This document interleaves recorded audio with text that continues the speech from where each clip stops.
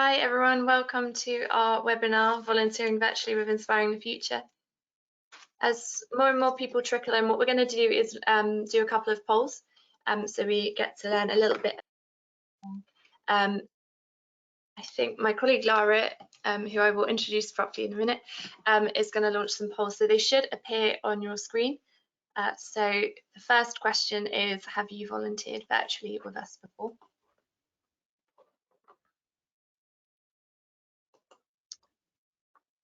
So you should see that. For those of you that are just coming, poll so we get a sense of where you are on your volunteer journey.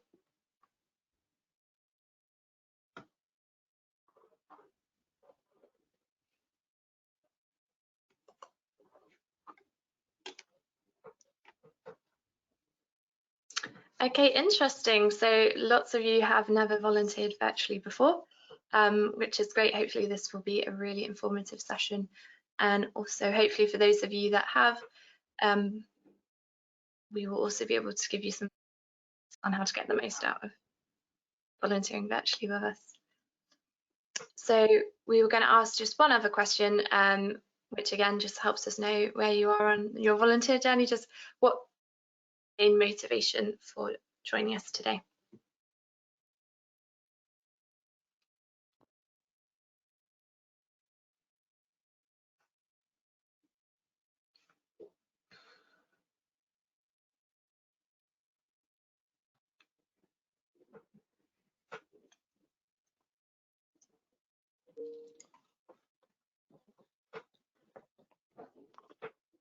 Okay, great. So we've got a mixed bag there, but mostly it's to understand what virtual volunteering is, and hopefully we can give you some skills, confidence, an idea of impact, and also just learn a bit more about inspiring.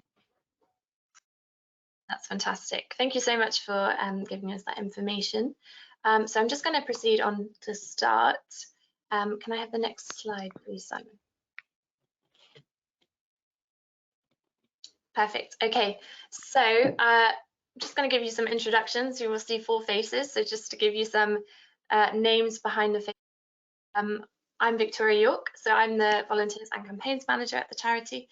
It's my job to look after volunteer engagement and recruitment and to ensure that you're all having a good volunteering experience with us. Lara, do you want to go? Thanks. Yeah, sure. So hi everyone, I'm Lara and I'm a schools engagement coordinator for secondary schools and colleges.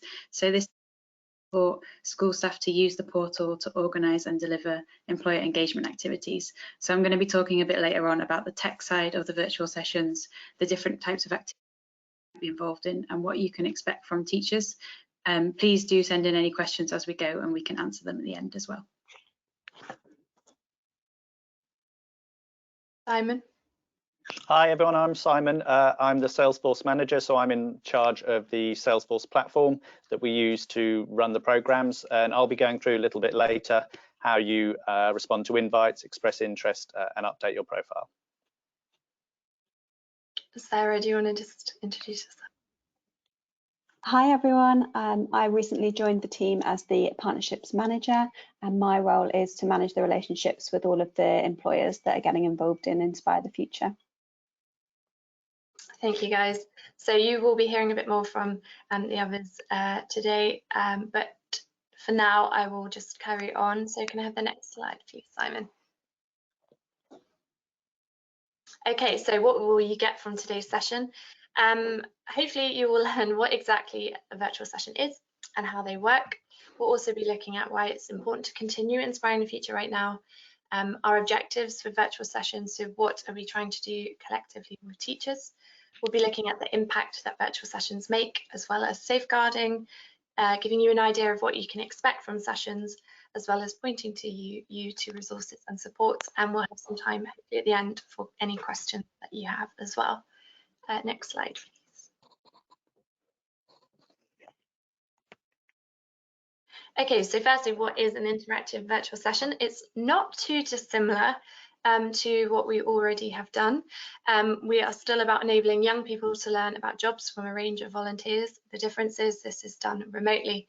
Our aim is the same, so we are continuing to aim to motivate and inspire students to see the value in their school subjects, challenge stereotypes and raise their aspirations as well. The difference is they will be running on webinar platforms. We've wanted to keep interactivity at the heart, so there will be quizzes and polls to ensure that it's fun and engaging experience for young people. Our sessions are bespoke, so they're tailored to each school and available to their students exclusively. So it's not a one-size-fits-all broadcast. It will be designed by teachers for their students, which helps make the sessions more meaningful for both the young people and our volunteers as well. Next slide, please, Simon. Okay, so why is it so important to inspire right now? Some of this might be very obvious and some of it maybe not so. I think we can all agree that this time has been extremely challenging for lots of people, but it has been particularly hard for young people. Disruption and change within their daily school routines, and so it's really integral that we continue to motivate and inspire during this time. Messages of resilience. Now, as we know, some of our volunteers are sharing their stories about their career journey, but they're also incredible at sharing life skills and essential lessons that they've learned along the way. So that's about failure, facing adversity, resilience, and those messages are really invaluable right now. It's also been a really challenging time for teachers. They've had to kind of navigate logistics, try and teach remotely and continue their connection with people. So we really want to support teachers to ensure that they are making learning engaging, that they can utilise Inspiring the Future as a resource. Connecting learning with the world of work has always been something that we hugely focused on. And I think now, within the midst of all this chaos, the purpose for school might have lost its meaning. So we really want to tie it back to why it's so important for their. Unfortunately, stereotypes and preconceived ideas about what young people can and can't be are still rife, whether that's from the background they're from, their gender, their ethnicity. Young people have ideas about what they can and can't be, and we still need to challenge and break those. And lastly, it's still on the curriculum that career-related learning needs to happen, and Ofsted will still be marking that. So it's really important for schools to think innovatively about how they can integrate career-related learning into their curriculum. Next slide, please, Simon. Okay, now I know this looks like a daunting slide. Don't worry, this is absolutely not a checklist for you volunteers of what you need to achieve. This is what us as an organisation, alongside with teachers, want to achieve from our sessions and our work on a longer term basis. So to use the metaphor, we're not expecting you to drive, but this is the map, so it might be helpful for you to see the direction in which we're heading. So this, I won't go through one by one, and this is in some of the resources that we offer, and we can send you a recording after this. But this is just to give you an idea of what our outcomes are and our aims are. So it might be helpful and insightful for you to enrich the content when you're thinking about your talks virtually. Next slide, please, Simon. Okay, impact. So we have a research department at the charity, and research underpins everything that we do. I've collated some key findings here because I'm not sure if all of you know, but by sharing your career stories, you're actually making a huge difference to the learning and lives of the young people that you talk to. So I just wanted to pull out some key findings. So the more young people encounter employers while in school, 4 or more, it's often cited, the more they earn and the lower their chances of becoming not in education, employment or training as young adults. Our Drawing the Future report in 2018 showed that children's aspirations are shaped by their gender and who they know, and that they often form them from a really, really young age, as young as 7. And our Motivated to Achieve report showed that participants in career talks with employee volunteers can change the attitude of Key Stage 4 pupils to education, future plans and subject choices, motivate them to study harder and support an improvement in academic entertainment. So while you might not necessarily see that in your interaction, that is kind of the longer term impact that you're having.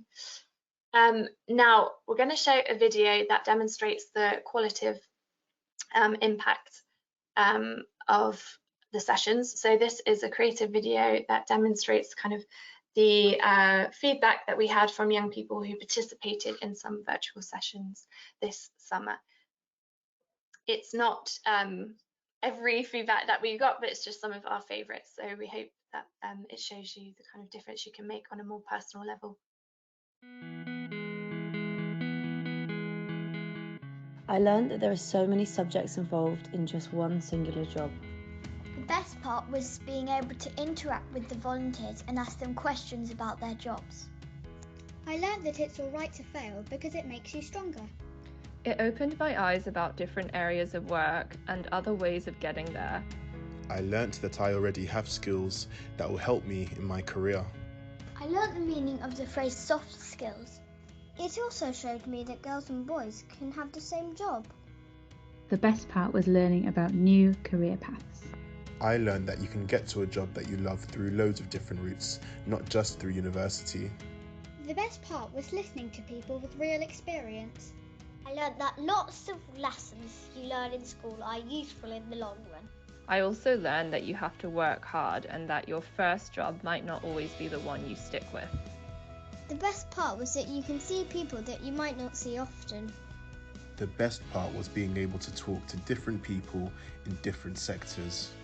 I learnt to be dedicated to what you love and to always keep trying.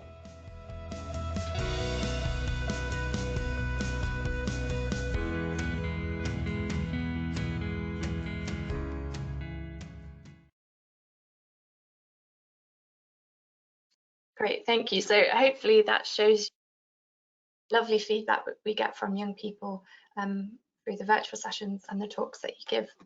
So, okay, we've talked about impact, we've talked about why it's important and what it is, how does it work? So this September, teachers will be hosting their own sessions, which means that they're called teacher facilitated, which means that they will be organising sessions through the system, much like before.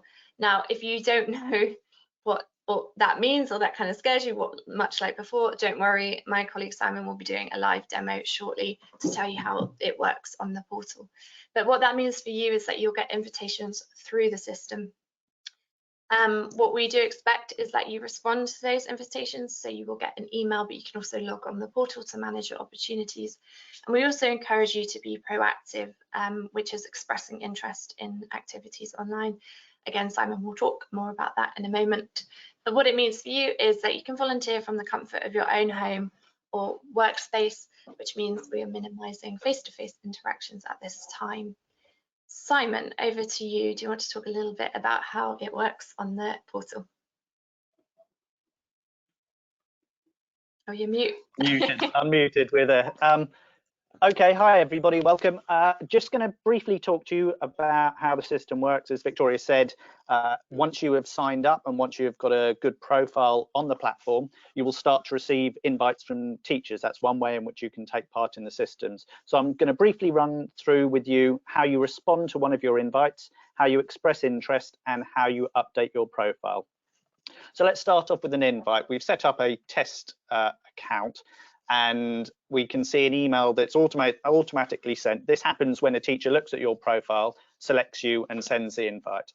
And you get this email here which says, "Dear," whoever your name is. It gives you the title of the opportunity or the event, the teacher, the school it's happening, the dates, a message, and a description. So there's a lot of information within that first invite that you get. As we scroll down, you can see you've got various links which you can click, and these links will open straight up to be able to respond.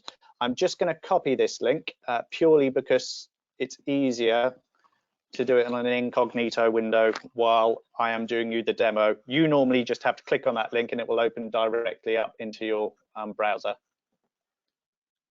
So as you see here, it opens up. I've got the choice to accept, decline, and more information required. We really would request whenever you receive an invite, please respond, even if it's a decline, because it's really important for the teachers and for everybody to know that you're an active volunteer. It's just something that you're not able to do at that time.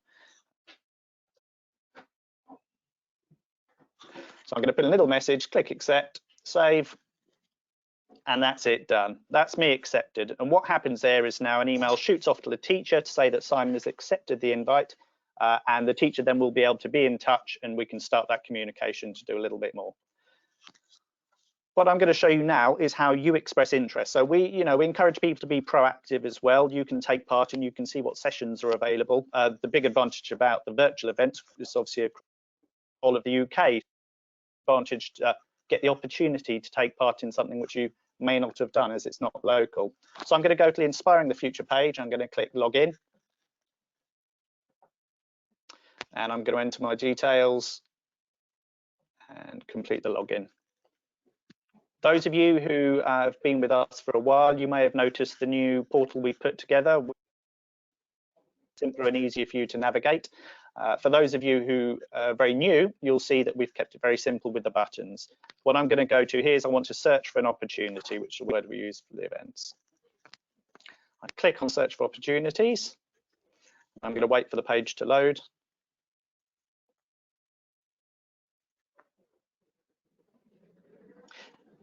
Bear in mind there'll be a slight delay because we're obviously broadcasting at the time. It's generally a little bit faster than this. And you'll see what it does. It automatically does a search within the radius area. But the difference here is we're looking for virtual events. So we're not going to be using the map in the same way. So on the filters, I click virtual events, and then I have to click search again. And we see at the top it flashing saying 14 search results found. Obviously, they're not going to be on the map because I'm zoomed in. So I click onto list view up here. And this gives me a list of all the different opportunities that are available coming up. The one I'm going to choose is this one here, because again, this is our demo, and I'm going to add it to my shortlist. I can add a few more if I want, but I'm just going to add that one at the moment. And then I can either view my shortlist to see what's in there, or review it and express straight away. I'm going to click in here. And this is the event which I've added. It's given me the dates. It's happening next week in September. And I'm going to express interest. From here, I simply click next. And that's it, that's done. So I've expressed interest for that event. The teacher again will get that automated message saying that Simon is interested in coming to your event. They then have the option to accept and decline and write you a message back. So again, the conversation happens. If I want to look at all the invites that I have, I go into manage opportunities, and I can see right here, this is the events that we have just been talking about, the feedback, creation and test. The last thing to do is to update profile. So it's very important for teachers that you have a decent profile so they can understand a little bit about your job and be able to contact you when necessary. When you click on update profile, you can either do it up from the top, or you would remember on the home page, there's a little button that says update profile. It's broken into 4 tabs: about you, knowledge and experience, volunteering opportunities, and monitoring information. If you also volunteer with our sister program, which is about inspiring governors, you may have a couple of extra tabs, but the principle is the same. You need to fill in as much of this as you can, especially the ones with the red stars. They're obviously the mandatory ones. And once you've completed all 4 tabs, just click Save Changes. If you haven't completed all 4, it may give you an error. So it's quite simple. It should tell you which tab you need to go to. But you fill out here various bits of details that the teachers are interested in. So knowledge and experience being the main one, which sector you work in, which subjects you may use now that you learnt at school, languages, and a description or 2. Once you've done that, then that profile visible, and it gives people the opportunity to search. And that's a very quick run through of how you either express interest or accept invites. Simon, can you quickly just scroll down to the virtual box? Because I think some people might not have had that selected. So just to kind of shine the light on that one.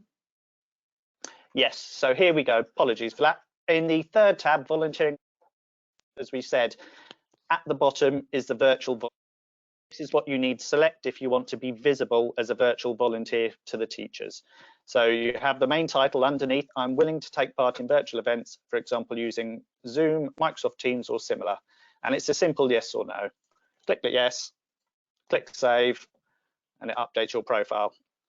So you now become visible to teachers. When they log on, you will find that they can do a search for all the virtual volunteers across the UK. Okay. Fantastic. Thank you, Simon. So, Lara, I think you're going to talk a little bit more now. Yeah, sure. So, yeah, if you could go to the next slide, please, Simon, that'd be great. So, hi again, everyone. So I'm going to go through the next part of the webinar. So first, going on to tech. So we completely understand that getting involved in a virtual activity can feel very new. So we wanted to go over a few different aspects to help you become familiar with what's involved. So in terms of tech, please ensure you have a working laptop or computer, camera and mic. You might also want to use headphones to minimize any background noise and ensure the young people can hear you. Schools tend to have contracts with different tech platforms already, which school to school. So please be mindful of this and open to using different tech platforms. For example, schools often use Zoom, Microsoft Teams and Google Classrooms and should be able to support you in feeling confident in using these. Schools will probably wish to have a test meeting with you before the actual session, so please schedule some time in with them to ensure you're comfortable with the technology before the day. And it's also a good opportunity to ask any questions you may have ahead of the virtual session. And lastly, please be aware of any limitations and restrictions when using your work computer. For example, firewalls on your work device might mean that a tech platform can't be downloaded, for example. So please do check that and use your own device where possible to avoid those issues. Next slide, please, Simon. So safeguarding. So as I'm sure you can appreciate, safeguarding is highly important for school staff. So I just wanted to run over some important safeguarding points, which I'm sure you'll already be aware of, but just to quickly run through.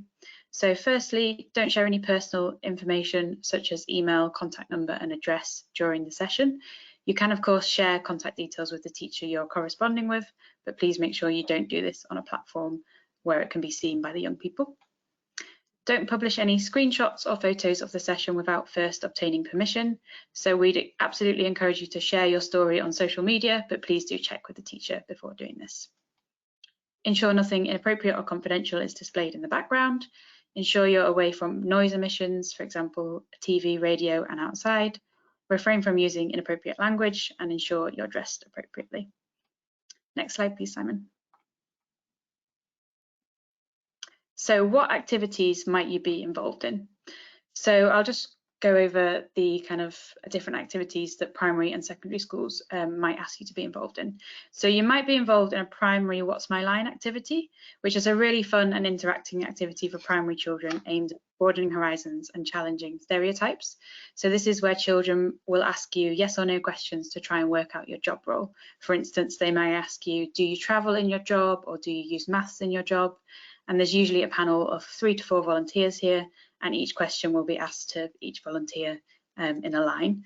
The children then make guesses about what you do, which are usually quite entertaining, followed by the big reveal where you reveal what it is you do and speak about your role for a few minutes, sharing a prop or uniform if you have one to bring your job to life. You might also be involved in primary classroom chats, which is more like traditional Q&A type session. So you might speak about your job role for about 5 minutes, followed by further questions from the children, such as why did you get into that job or what's been your biggest challenge? So in both of these activities with primary children, it's a good idea to consider how to talk about your job using simplistic language that the children easily. Similarly, you might be invited to secondary career chats, which are very similar to primary classroom chats, although are aimed at secondary students. So a similar kind of Q&A format like the one above. But in this one, as it's with secondary students, you might be expected to talk more about your career journey, your educational pathway, and the skills that you've learned along the way. Next one. So preparing secondary students for interviews and further education will be a big focus for careers leaders. So you might also be invited to mock interview or CV workshop type activities where you can give tailored feedback to individual students. And we're also organising some bespoke campaign events this academic year with some of our partnered employers, for example, with NHS or volunteers in the aviation sector. So we might be contacting you for some of those showcase events in which we focus on a particular sector. Just to point out as well that these activities usually last no more than an hour, and it might include a briefing with just the teacher before the students join, so they're quite easy to fit into your work schedule. So that gives you a bit of an overview of the range of activities you might be involved in. You might have done some of these before, but there might be some new ones on there too, which I'm sure will be exciting to get involved in. Remember as well, there are resources on the portal, which I think Victoria is going to talk a bit more about later, for you to have a look at. For example, there's a resource called Preparing a 5-Minute Talk, which may be helpful before doing some of these activities. And you can also expect to hear details of your virtual session from the teacher at the school. So when teachers are contacting you, what can you expect from them to ensure you're feeling really confident before a virtual session? So teachers should contact you once you've expressed interest or accepted an activity, but please do chase them if you haven't heard from them. So you should receive instructions, guidance and support from the teacher ahead of and during the activity, including the age of the students and where they are in their school careers, the format of the activity, what are the aims of the session. For instance, is it to or are the aims more specific, like focusing on different educational pathways, like apprenticeships? Also, what kind of prep you might need to do. For example, do you need to bring a prop with you that relates to your job, or do you need to prepare a 5-minute talk? You should also expect a test meeting on the platform that you're going to use, such as on Microsoft Teams, so you can feel really confident before the session and ask any questions. And lastly, you should not be expected to facilitate the session. So you're a guest and you should be accompanied and led by a teacher for the whole duration of the session. So at no point you should be left alone with the young people. I'm now going to pass you back to Victoria, who's going to talk you through what we expect from you as a volunteer. So over to you, Victoria. Thank you. Can I have the next slide, please, Simon? Yes, okay, great. So what we expect from you, as we've mentioned previously, we do expect you to respond to invitations, even if it's to decline. It's really helpful for the teacher coordinating so that they know it just hasn't gone into the abyss and that it's just that you can't make that session. We do expect you to communicate with teachers ahead of the session. So while we expect them to reach out in the first instance, please do respond and make sure you're having a conversation with them. I expect you to spend some time on preparation for the activity. Even though, you know, we pride ourselves on our offer being light touch, we do expect at least 5 minutes of just, whether that's thinking about what you're going to talk about. If you're doing a 5-minute talk, that might be preparing your slides, or perhaps just gathering a prop that represents your job for a What's My Line activity. Of course, we expect you to honour your commitment if you said that you'd attend. Obviously, life does throw some curveballs sometimes, so if you can't attend last minute, just make sure you let the teacher know, and hopefully in enough time so that they can find a replacement volunteer.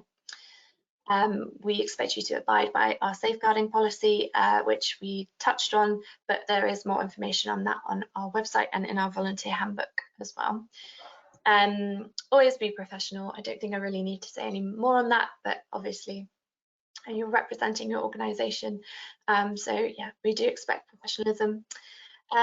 We expect you to be mindful of who your audience are and how you talk about your job. So for example, if you're talking to primary students, it's just about adapting your language so it's more digestible. They might not know acronyms or lingo, so it's just kind of being aware that they might not understand and how you can kind of speak in a way. We also expect you to speak about your career journey with honesty and integrity. One of the things that makes our interactive session so great is that it's real people getting real answers to real questions, and so we really to talk about your real experiences as well. Okay, next slide please, Simon.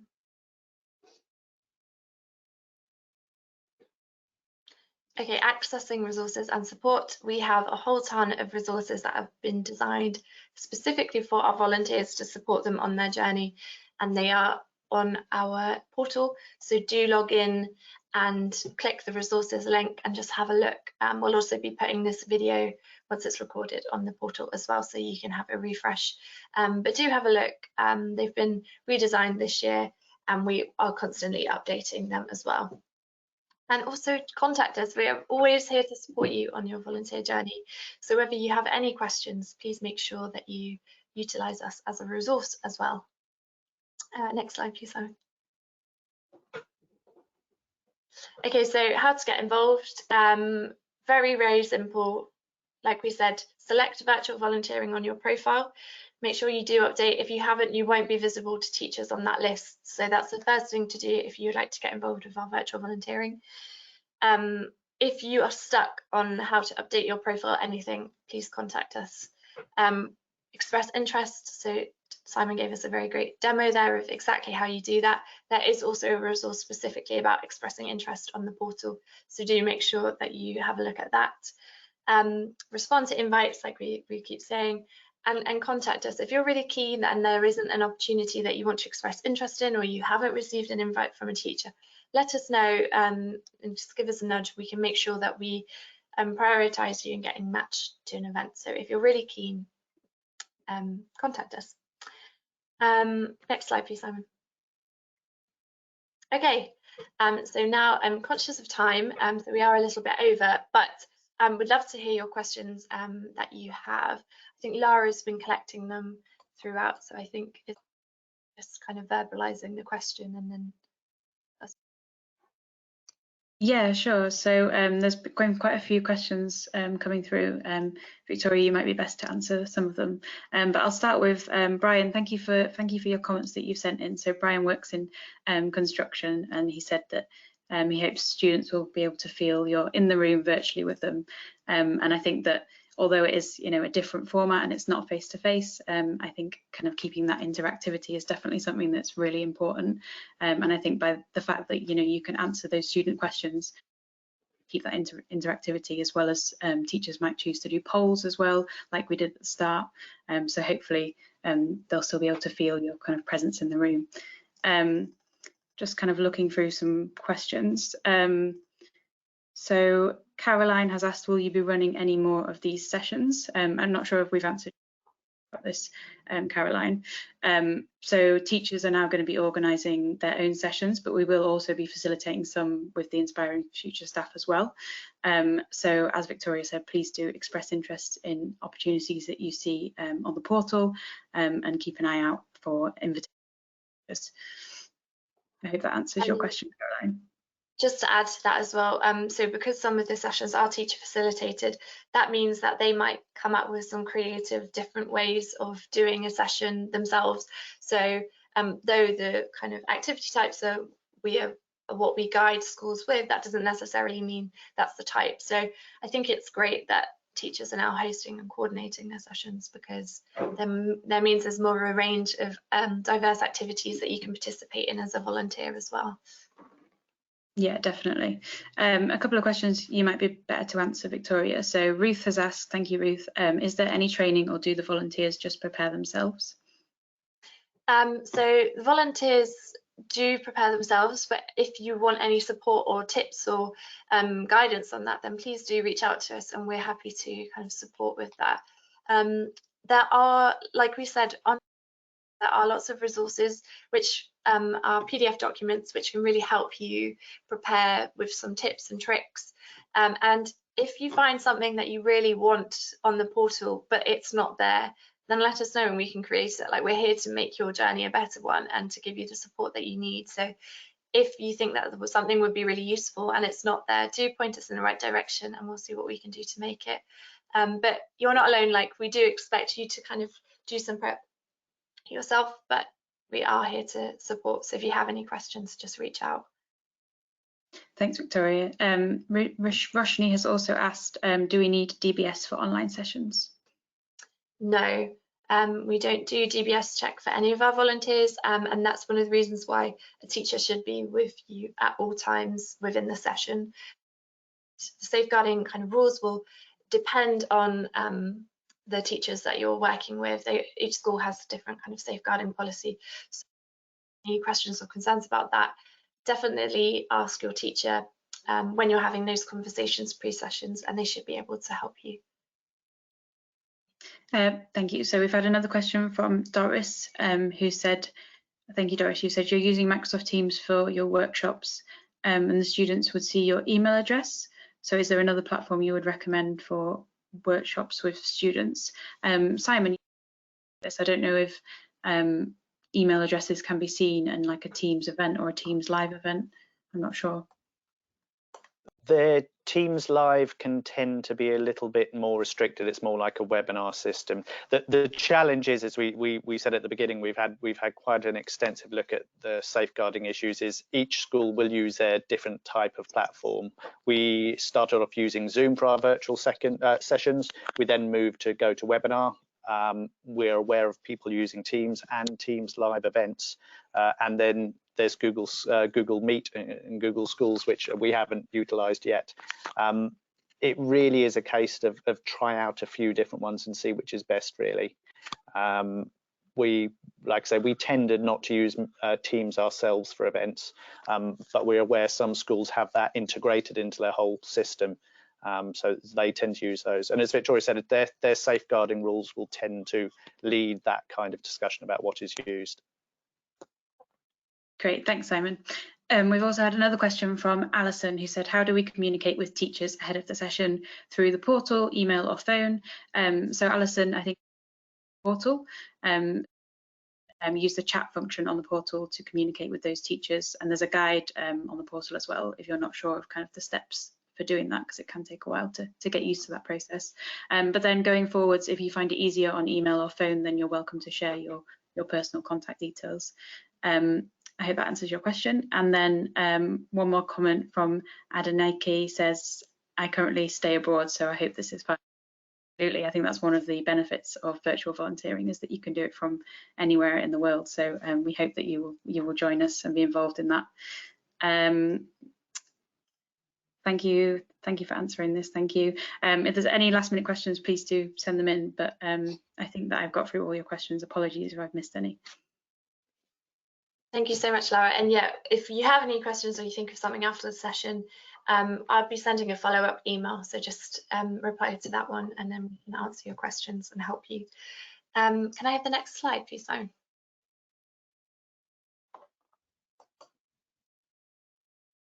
Okay. So that's a big thank you from us. Thank you so much for joining us today. Just a couple of things before we go.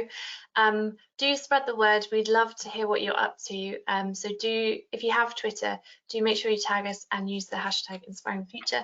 It helps us see what you're up to and the different activities, and we'd love to retweet. We also have our first volunteer voice forum this Thursday. It's much longer than this session, and the purpose is slightly different. It's about hearing your experiences. But we will be discussing what inspiring the future volunteer in today's new normal. So in the follow-up email, I'll send a link to that if you're interested in registering. And in that email, we also have a very short survey, which is 4 minutes, which just asks you whether today was helpful, and we can see how we can improve for next time. So email, but yeah, if you do have 4 minutes, that would be great if you could fill that out. And yes, that's everything from us. Like we said, if you have any further questions, please do email us and contact us, and we're always support you on your journey.